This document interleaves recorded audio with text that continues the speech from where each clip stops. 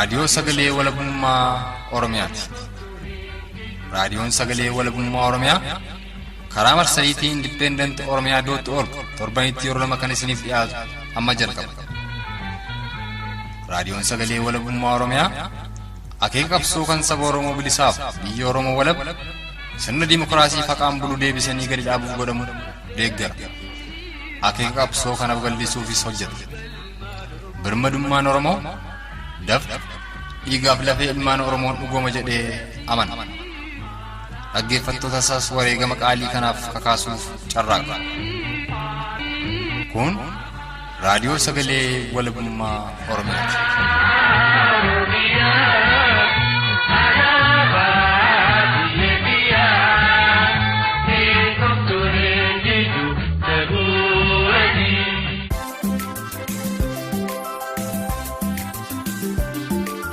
Gagabbooyyuu hordoftootaaf dhaggeeffattoota raadiyoo sagalee walabummaa Oromiyaa jaallatamoo ashamaa kan isaan yoo ifatee fi sagantaa tamsaasa kallattii raadiyoo sagalee walabummaa Oromiyaa kibxata amajjii bultii 21 bara 2020 kan isiniif dhiyeessu hanaxiiqii dhugaasaatii anaa dhufu jedhee dhiyaadhaa. mootummaan habashaadhaa mootummaa dimokiraasiidhaan filannoo qopheessuu beeku kan taane ufannee addaatoo inaayoo ta'uu dabaafannee beeknaayti filannoo kan jentuulleen filannoo osoo hin ta'in haala mootummaan gabroonfataan haalee tiddasaa deebifatee dhiyaate Oromoo gandaa fi lagaan addaa qoodee akka gartee warra bobbaahisaa siyaasaan tokkotaa deemu jireenya mootummaa Oromootti mootummaa kaasni. Oromoon baasii kibbaa fi dhiyaa fi haabatti gartee tokko taates ijaaru qabdimmaas paartii siyaasaa eeggachuu qabu Oromoon waraanni bilisummaa Oromoo deeggaramuu qabu. Hayyeen gartee jaalmaroodhaa kan gartee deeggaramtee gartee waan ta'uu baate Oromoon borummaas waraana mataa isaa hin qabu. Anfillee ashii gaazexaa irratti lolahamaa adeemaa jira. Jechi waraanaan kan mootummaa kufteetti jechuudha. Mootummaan humna qilleensaa fayyadamee waraana bilisummaa Oromoo irratti lolahamaa gaggeessaa jira. Mootummaan isa kana sagalee kaantuudhaaf jedhee hawaasarraa neetworkii balleesseeti lubbu qabeeyyii naannoo sanaa waraana bilisummaa Oromoo balleessuudhaaf lolahamaa gaggeessaa jira. Waraanni biyyattii kana keessa jirullee waraanni mootummaa akka jirutti naannoo Wallaggaa kan inni jiru. Kan bilisoomee jiru akka sirnaatti yaadi jira warra olaantummaatiin sirna yaadi kana to'atanii jiran jechuudha. Kan bilisoomee jiru sabi bilisoomee jiru jiraachuu danda'a. Ilmaan naftanyaa bilisummaa yeroo jedhan garaagara dhageenyaa kantooti garaagaraa mootummaan qarshiitti kennuudhaan bilisummaa qarshii warra bilisoomee jiru Oromoon biyya isaa Oromiyaa fi Oromummaa dhabuudhaaf deemaa jira. Haala kana keessatti bilisummaa Oromoo qabu hin jiru. Uummatni Oromoo gabrummaa yeroo hamaa keessa jira. Sagaleeleen wal duraa duuba isin dhageessifne kun mancaafama qabeenyaa ajjeechaaf gochaalee ammeenyaa garaagaraa Oromoota ba'aa Oromiyaa magaalaa Harar Dirree Dhawaa fi kanneen biroo irratti raayyaa ittisa koloneeffataa Impaayera Itiyoophiyaa poolisoota sirnichaa fi harcaatota sirna nafxanyaatiin guyyaa lamaan kana raawwataa jiru qoratuuf gamasitti bilbilee odeeffannoo guutuu Oromticha tokkorraa argannee fi duguuggaa sanyii qindaawaa ganna tokko oliif Oromoota lixa Oromiyaa maccaa irratti deemaa ture torbanoota 3 kan ammoo bifa addaan itti jiramu qoratuuf gamasitti bilbilee odeeffannoo guutuu Oromticha maccaa tokkorraa arganne keessaa sagalee seensaa fudhannee isin dhageessifneedha. Turtiin keessan haga dhumaatti nu faana haa ta'uuf isin hawwataa. Muuziqaa ce'umsaa kana booda sududumaan gochaa ammeenyaa Oromoota ba'aa Oromiyaa irratti guyyoota lamaan kana deemaa jiru kan Oromticha gamasiirraa odeeffanne isin dhageessisuun sagantaa keenya aanfannaa itti dhiyaadha.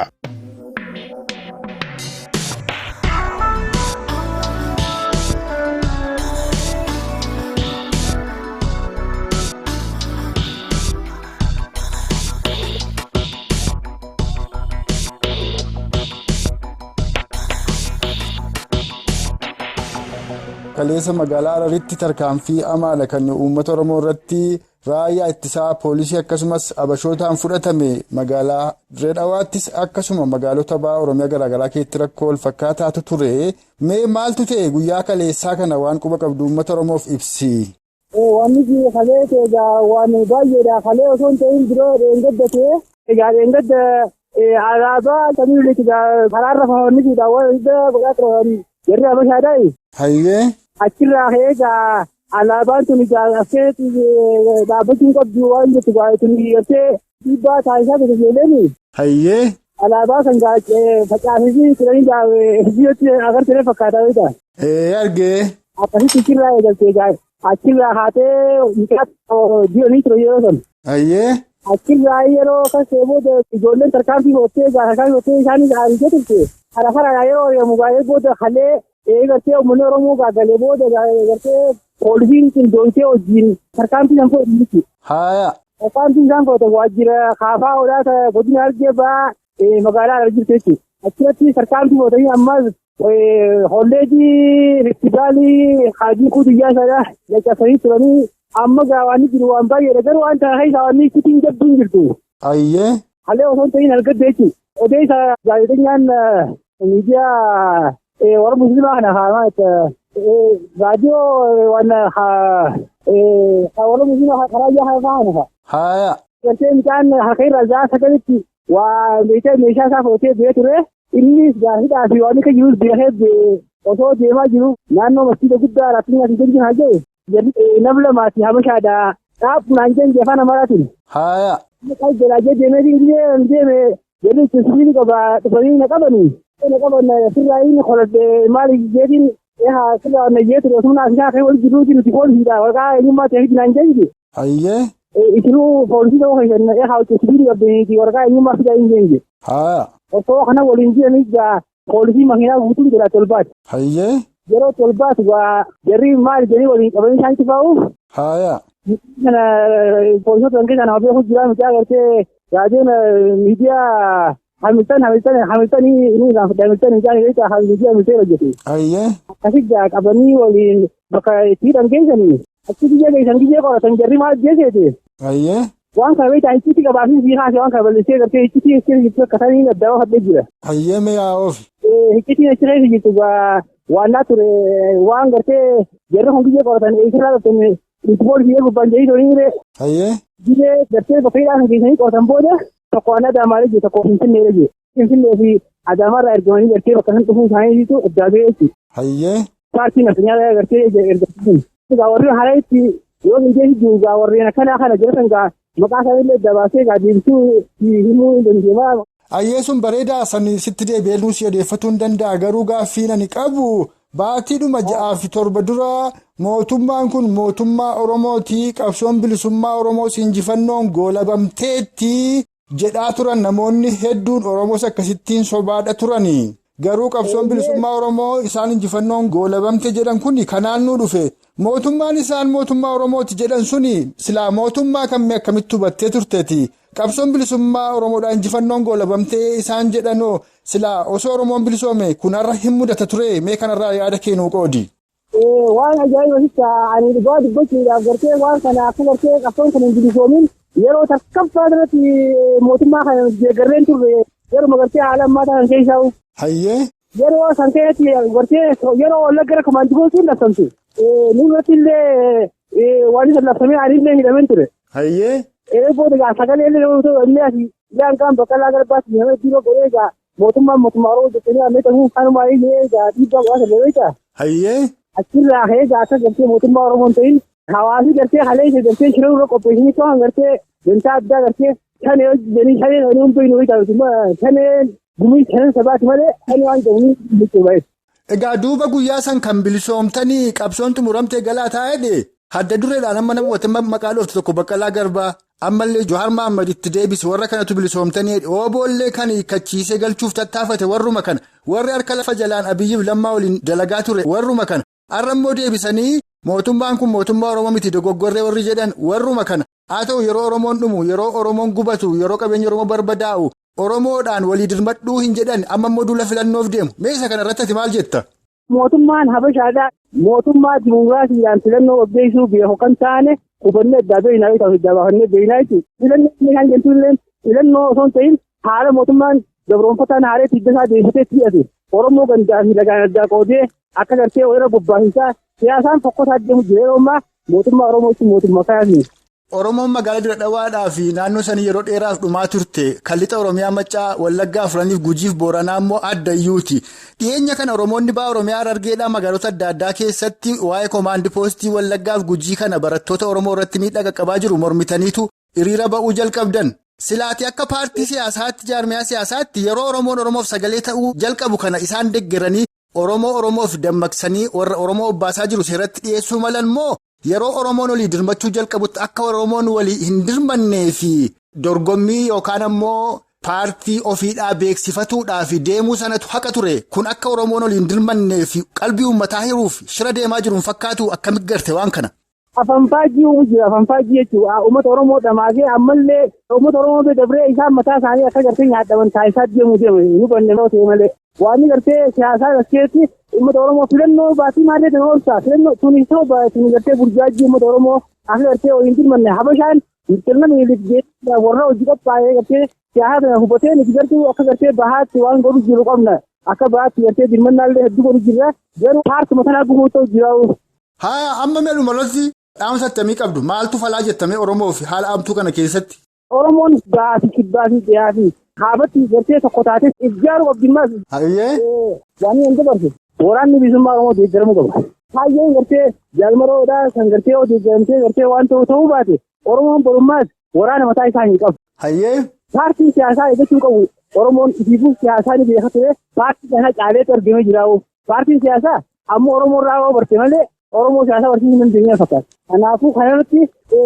Hayyee fayyaadee amma gaa Oromoonni kaan immoo paartii siyaasaaf namoota dhuunfaa jala warra ooriyaniif inumaayyuu diinni girrisa jedhee yeroon itti arrabsee jira. Oromoota diinaan girrisan yookaan immoo warra kaayyoo hamtuu qabatan jala girrisanoo akkamitti gorsita akka ilma Oromoo tokkootti. Ani waan kana gartee dhaamsa guddoo kan qabu garuu hayyoota Oromooti gartee warri gartee waan kanarratti qoqqooddaa gartee gantaane Oromoo akka addaa ta'u. Sagalee Oromoo akka gartee gari jalaa qofaatu kan isaanii jiru hayyoota Oromoo.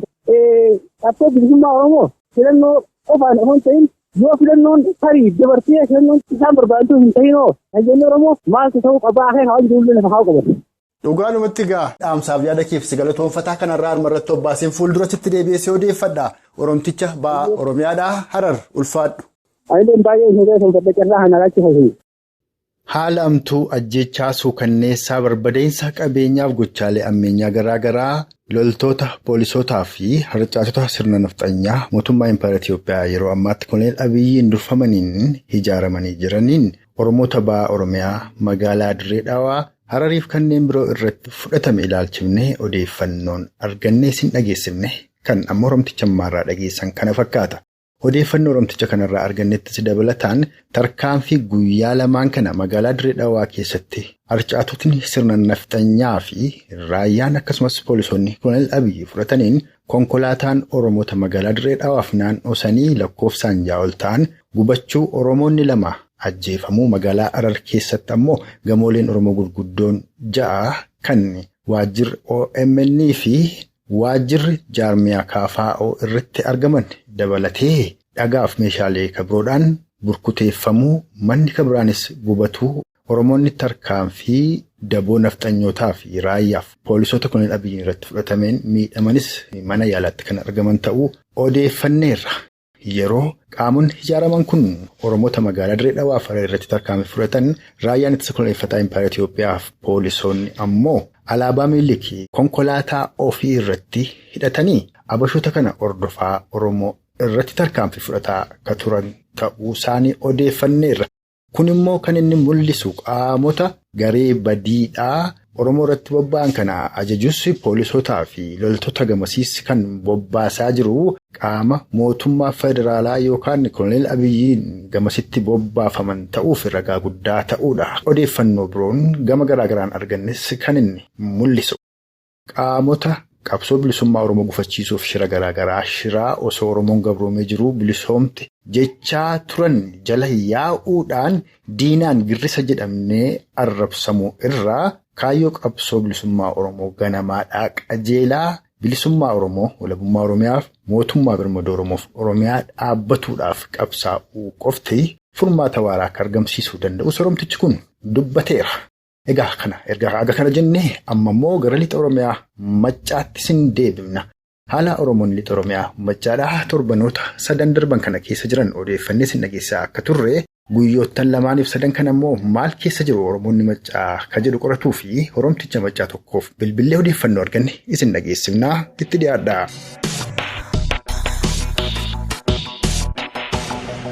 Egaa akkuma yeroo garaagaraatti odeeffannee uummata dhageessisaa turre magaalaa Naqamteessa ta'u naannoo sana akkasumas guutummaa lixa Oromiyaa Maccaa keessatti gidiraan itti fufeera.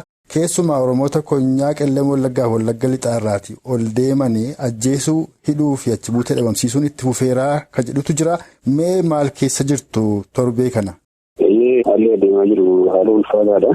Neetworkiin guutummaatti Oromiyaa irratti cufamee jira. Gimbii irraa kaasee hanga Qellem dabalatee Wallaggaa arfanii jechuudha. Neetworkiinis konekshiinis cufamee jira.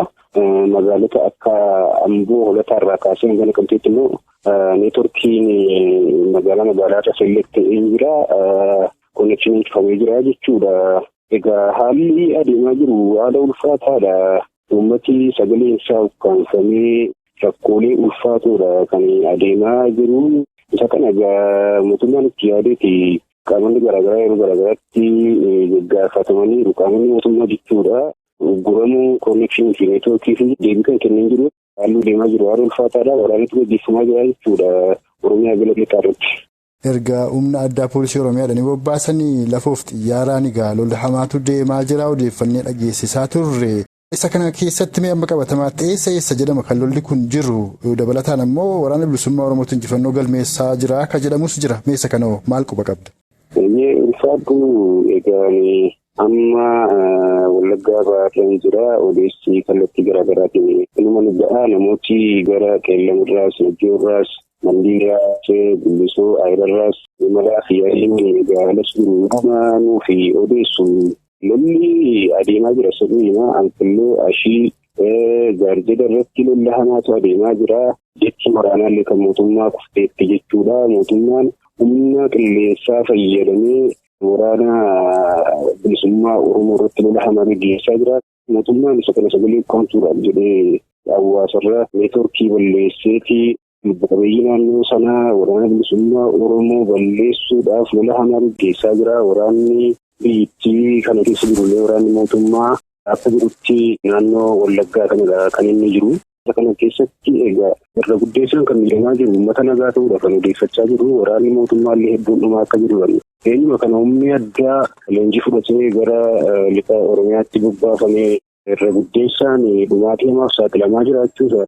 Egaa yeroo ammaa kana haalli adeemaa jiru kana fakkaata.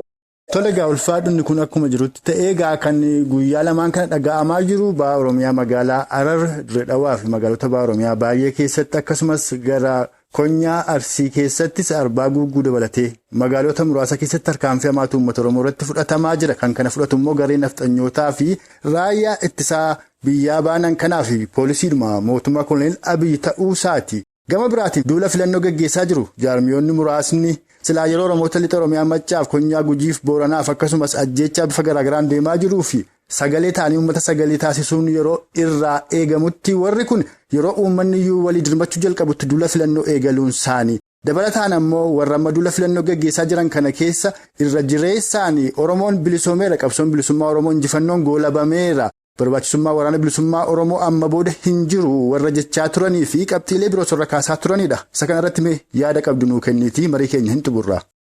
Galatoomii egaa inni kun har'a miti kan jalqabe sisteema impaayirri Itoophiyaa kun sirni koloneeffataa kun fide guyyaa sanarraa jalqabeeti inni kun kan adeemuu jalqabee har'allee jabaateetti dhufeera. Uummanni Oromoo babrummaa yeroo hamaa keessa jira. Kan bilisoomee jiru akka sirnaatti yaadi jira warra olaantummaatiin sirna yaadiin kana to'atanii jiran jechuudha. Kan bilisoomee jiru sabi bilisoomee jiru jiraachuu danda'a. Inni kun egaa ilma jira nutillee ilma dhageenya ilmaan naftanyaa bilisummaa yeroo jedhan kana ilma dhageenya bitamtooti garaagaraa mootummaan qarshiitti kennuudhaan bilisummaa qarshii warra bilisoomee jiru Oromoon biyya isaa Oromiyaa fi Oromummaa dhabuudhaaf deemaa jira. Haala kana keessatti bilisummaa Oromoo qabu hin jiru. Egaa uummati Oromoo isa kanarraa dhimma hin qabu. Bitamtooti OPDO fi kaadinoota OPDO lola fedhan ofuutii danda'u ilmaan nafxanyaallee isuma kana gaggeessaa jiru jechuudha. Miidiyaa sababa qabanii fi afaan fajjii garaagumuu danda'u osoo uummati Oromoo kibbaa fi lixa keessatti bifa kanaan dhumaa jiru bilisummaan nuti qabnu hin jiru. Humna qilleensaa fayyadamuudhaan mootummaan uummata fixaa jira. Waraana irratti bobbaasuudhaan lammiilee nagaadha kan dhumaa jiru yeroo garaagaraatti dhimma dhaga'amu inni kun sagalee uummatichaa ukkaamsuudhaan uummati Oromoo rakkoo hammaataa keessa osoo jiru bilisummaa wanni jedhamu tokkoyyuu jiru bilisummaan haalli isaa ibsame naangalle inni kun kijibaadhaa jechuudha. Bilisummaan uummati Oromoo argate hin jiru bilisummaa isaa argachuuf immoo falmachuurra jira. Haala hammaataa haala ulfaataa akkasii keessatti warrooti bilisooman jiraachuu hin malu. Warrooti bilisooman sun egaa yeroo ammaatti ilmaan nafteenyaadha. Sirni biyyattii ilmaan nafteenyaatiin to'atamee jira. Ilma beeknaa bakkoota garaagaraatti illee ilmaan nafteenyaa kanatu waraana mootummaa kana olaantummaatiin hoogganaa to'ataa. Kanaaf biyyi kan isaaniiti ilmaan nafteenyaa bilisoomuu danda'u. Naannoo Harargeetti, Arsiitti bakkoota garaagaraatti ilmaan Oromoo Aleellee ilmaan nafteenyaa kanaan dhumaa jiru. Waraanni mootummaa illee nafteenyota irra gooree Oromoo yeroo itti ajjeesaa jiru. Haala kana keessatti gabrummaa hamtuu keessa osoo jiru bilisummaan Oromoon qabu hin jirtu jechuudha. Inni kun yoo lola gabroonfattoota Oromootii jechuudha. Oromoo isaanii beekaa sababa miidiyaa qaban ishee afaan fajjiisuudhaan oofuu danda'u. Isa kana bira dabarree rakkoo Oromoottis akka sabaattis akka barataattis lubbuu laatee Oromoon falmachaa jira jechuudha. Lola amma yeroo ammaa gaggeeffamaa jiru kana keessatti waraana bilisummaa Oromoo qofaa osoo hin taane kan lolaa jiru uummatatu lolachaa jira jechuudha. Uummata lolaa jiru ofirraa isa kana keessatti bilisummaa Oromoo qabu hin jiru. Bilisummaa isaa gonfachuuf Oromummaa fi Oromiyaa baraaruudhaaf falmachaa jira. Dhugaadhumatti egaa qabxiilee kaafne hundumaa irratti yaada gadi fagoo bal'aa dhaamsa barsiisaadha kan itti karaa raadiyoo sagalee walabummaa Oromiyaa dhaggeeffattoota keenyaaf qoodde Oromticha Lixa Oromiyaa Maccaadhaa. Kanarraaf galatoom fuuldurasitti deebiinsi odeeffadhaa nagaatti. Hayyee ulfaadhaa isinillee.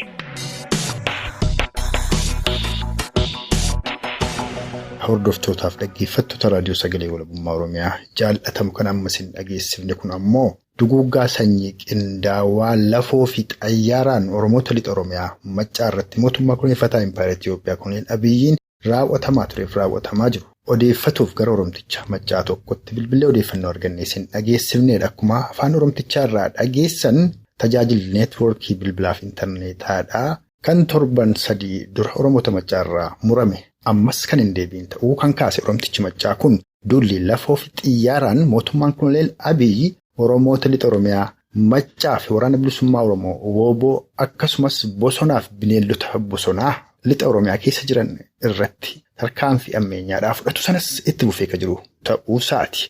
Akka waliigalaatti kan Oromtichi Maccaa kun dubbatee Oromoon osoo hin bilisoomin qabsoon bilisummaa Oromoo injifannoodhaan goolabameera. Kana booda barbaachisummaan waraana bilisummaa Oromoo wooboo hin jiru Oromoofis qawween hin barbaachisu jechuudhaan qaamonni ololanii Oromoo harka marachiisanii manatti deebisan gaaga'ama yeroo ammaatti Oromoota ba'a Oromiyaa magaalaa Harar, Dirree Dhawaa akkasumas magaalota Arsii Danuu keessatti qaamota nafxanyaa fi poolisoota akkasumas loltoota mootummaa kunuunfataa Impaayera Itiyoophiyaan tarkaanfii ammeenyaa fudhatamaa jiru. Kanaaf kan Oromoo saaxileef moosse qaama kana waan ta'eef kana booda Oromoon mooffamuu akka hin qabne waraana isaa waraana bilisummaa Oromoo wooboo jabeeffatuu hidhachuu wal hidhachiisuun haga biyya isaa Oromiyaa walaboomte keessa bilisummaa guutuun jiraachuu danda'utti Oromoon kaayyoo qabsoo bilisummaa Oromoo kaganamaa fi qajeelaa gootonnii fi ayyoonni Oromoodhaa qaaliin irratti wareegamaniif arrasii irratti wareegamaa jiran